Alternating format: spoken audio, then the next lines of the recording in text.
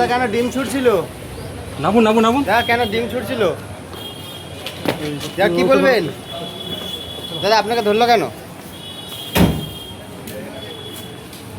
দুর্নীতি, তোলাবাজি সহ একাধিক অভিযোগে গতকাল পুলিশের হাতে গ্রেপ্তার হয়েছিলেন আরামবাগ পঞ্চায়েত সমিতির সভাপতি শিশির সরকার।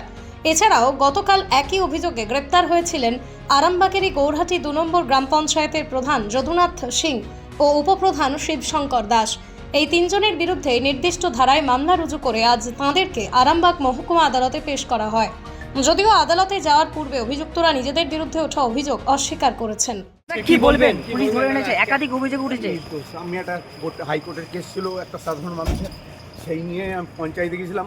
ভোটের পর থেকে তো দু মাস যাইনি, সেই জন্যই প্রচণ্ডভাবে মারধর করলো। দাদা কি বলবেন? দাদা কি বলবেন? আপনার নামে একাধিক অভিযোগ আমরা গ্রেফতার করা হয়েছে। আমার বাড়ি অ্যাটাক করেছিল, পুলিশকে বলেছিল।